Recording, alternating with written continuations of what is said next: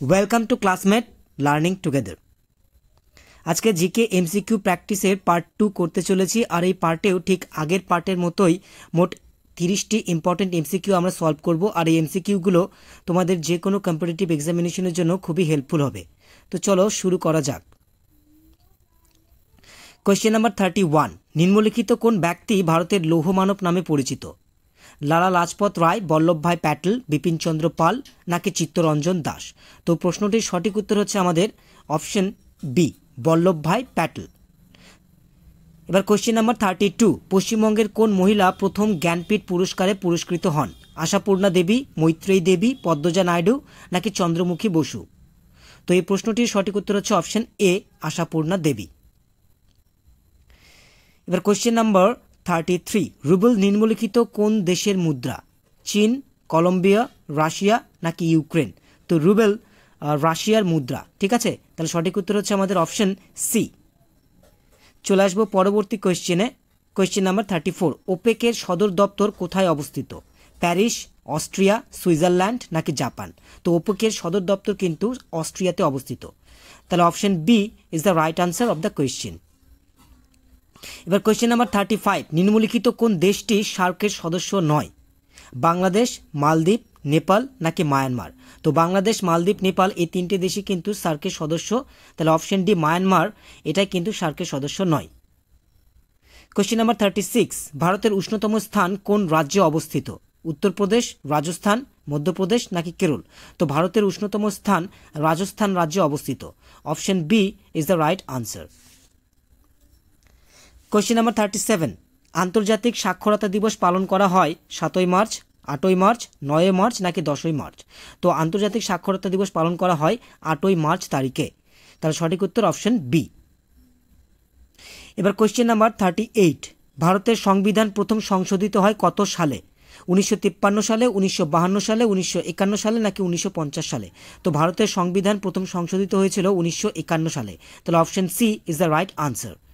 Question number 39, ফুসফুসের আবরণকে বলা হয় মেনিনজেস, প্লুরা, পেরিকার্ডিয়াম নাকি কোনোটি নয়? তো ফুসফুসের আবরণকে বলা হয় প্লুরা। তাহলে সঠিক উত্তর হচ্ছে আমাদের অপশন বি। এবার কোয়েশ্চেন নাম্বার 40, বিরূপাক্ষ কোন সাহিত্যিকের ছদ্মনাম? মধুসূদন দত্ত, বীরেন্দ্র কৃষ্ণ ভদ্র, বিনয় মুখোপাধ্যায় নাকি সৈয়দ মুজতবা আলী? তো বিরূপাক্ষ অ্যাকচুয়ালি বীরেন্দ্র কৃষ্ণ ভদ্র এই সাহিত্যিকের ছদ্মনাম। তাহলে অপশন বি সঠিক উত্তর। কোয়েশ্চেন নাম্বার 41, পঞ্চসিদ্ধান্তিকা গ্রন্থটির লেখক কে? কলহন, বরাহমিহির, আর্যভট্ট নাকি উপরের কোনোটি নয়? তো পঞ্চসিদ্ধান্তিকা এই গ্রন্থটি লিখেছিলেন বরাহমিহির। তাহলে option B is the right answer. Question number 42, Sandesh পত্রিকার সম্পাদক ছিলেন রবীন্দ্রনাথ ঠাকুর, বঙ্কিমচন্দ্র চট্টোপাধ্যায়, সত্যজিৎ রায় নাকি ঈশ্বরচন্দ্র বিদ্যাসাগর? তো সন্দেশ পত্রিকার সম্পাদক ছিলেন Satyajit Ray. Option C. Question number 43, Bharati Gupta নিম্নলিখিত কোন নৃত্যের সাথে সম্পর্কিত? কথাকলি, কথক, কুচিপুড়ি, মণিপুরি? তো এই প্রশ্নটির সঠিক উত্তর হচ্ছে আমাদের অপশন বি, কথক। তাহলে ভারতী গুপ্তা কথক নৃত্যের সাথে সম্পর্কিত। কোয়েশ্চেন নাম্বার 44, শাহজাহানের সময় বাংলার সুবাদার ছিলেন ফজল শেখ, কাশিম আলী, মীর মোহাম্মদ নাকি মীর হাসান?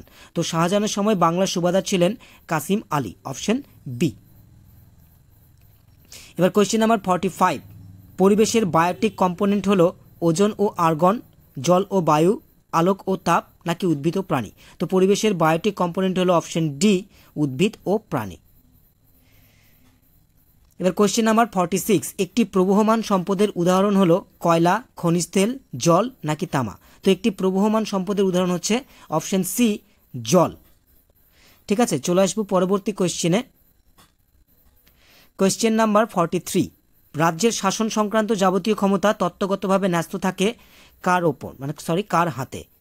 তো এখানে দেওয়া অপশনগুলো অনুযায়ী কিন্তু আমাদের সঠিক উত্তর হচ্ছে অপশন বি, রাজ্যপালের হাতে। কোয়েশ্চেন নাম্বার এবার 48, মিল দেখাও। তো তোমরা কোয়েশ্চেনটা খুব ভালো করে দেখে নাও। এখানে আমি একেবারে উত্তরটা বিশ্লেষণ করে বলছি। প্রথমে যে এই অপশনটা রয়েছে বাল গঙ্গাধর তিলক, তো এটা হবে মহারাষ্ট্র। লালা লাজপত রায়, এটা হবে পাঞ্জাব। অরবিন্দ ঘোষ, এটা হবে কলকাতা। আর বিপিনচন্দ্র পাল, এটা হবে বাংলা। তাহলে প্রশ্নটির সঠিক উত্তর হচ্ছে অপশন বি। ঠিক আছে, চলে আসবো পরবর্তী কোয়েশ্চেনে।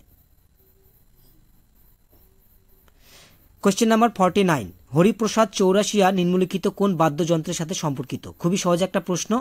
সানাই, সারেঙ্গি, বাঁশি নাকি সেতার?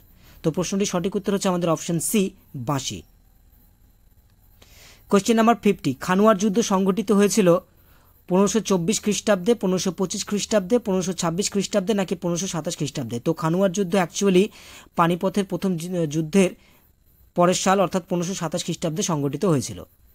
কোশ্চেন নাম্বার 51, খালসা শব্দটির অর্থ হলো ব্রাহ্মণ, পবিত্র, জ্ঞান নাকি জগতের আলো? তো খালসা এই শব্দটির অর্থ হচ্ছে পবিত্র। তাহলে option B is the right answer.